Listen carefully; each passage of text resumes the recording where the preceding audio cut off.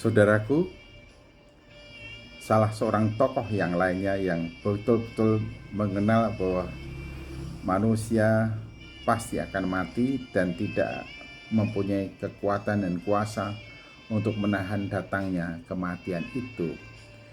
Tokoh tersebut adalah Salomo. Ia menulis dalam kitab Pengkhotbah 8:8a demikian. Tiada seorang pun berkuasa menahan angin, dan tiada seorang pun berkuasa atas hari kematian.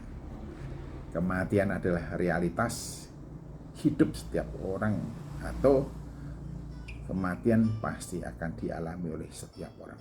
Tidak ada seorang pun yang dapat menghindari saat datangnya hari kematian. Setiap orang pasti akan mati tanpa kecuali. Bahkan kematian bisa menjemput seseorang kapanpun sesuai dengan kehendak dan maksud Tuhan atas orang itu.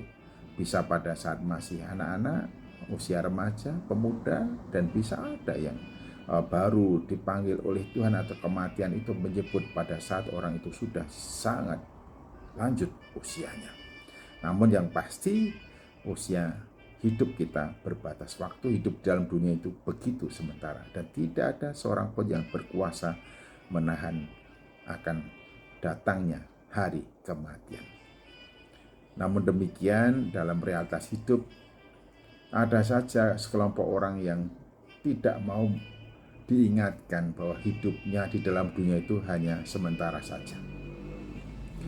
Mereka ketika ditegur malah marah dan mengajak berbantah-bantahan. Di antara mereka yang demikian itu adalah sekelompok anak-anak muda. Oleh karena itu, Salomo secara khusus memberikan peringatan kepada anak-anak muda itu dengan menyampaikan satir atau teguran, mengungkapkan sesuatu yang kebalikan. Setelah itu baru disampaikan peringatannya. Salomo menuliskan demikian untuk anak-anak muda. Pengkhotbah 11 ayat 9. Bersukarialah, hei pemuda, dalam kemudaanmu. Biarlah hatimu bersuka pada masa mudamu, dan turutilah keinginan hatimu dan pandangan matamu. Jadi kalau sudah tidak bisa diingatkan, tidak bisa ditegur, tidak bisa diperingatkan, malah kalau diperingatkan berbantah-bantah, khususnya anak-anak muda, di sini Salomo langsung memberitahukan, ya sudah, kalau memang pilihanmu adalah ingin bersuka-suka pada masa mudamu dan kamu merasa bahwa hidup ini ya bebas menentukan pilihan dan mau hidup bebas tanpa batas, tanpa ada orang yang melarang dan mengekangnya, ya silahkan. Bahkan Salomo bilang begini, kalau kamu ingin bersuka-suka pada masa mudamu, ya silahkan. Kalau kamu ingin menuruti keinginan hatimu, ya silahkan.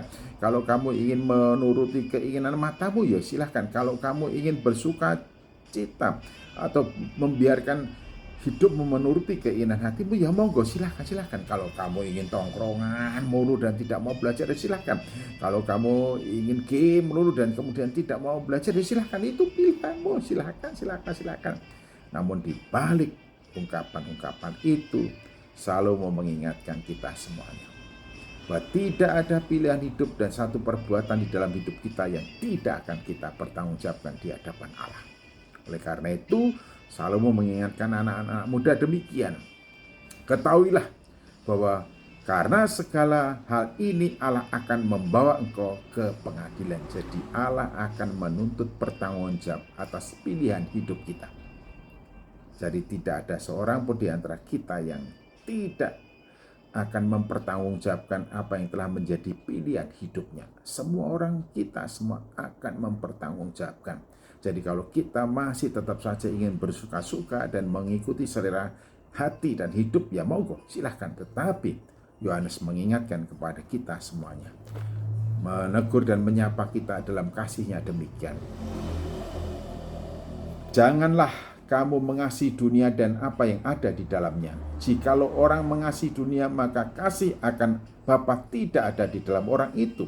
Sebab semua yang ada di dalam dunia, yaitu keinginan daging dan keinginan mata serta keangkuhan hidup, bukanlah berasal dari Bapa, melainkan dari dunia. Dan dunia ini sedang lenyap dengan keinginannya. Tetapi orang yang melakukan kehendak Allah tetap hidup untuk selama-lamanya. Silahkan kalau bersuka-suka, tetapi orang yang melakukan kehendak Allah akan hidup untuk selama-lamanya.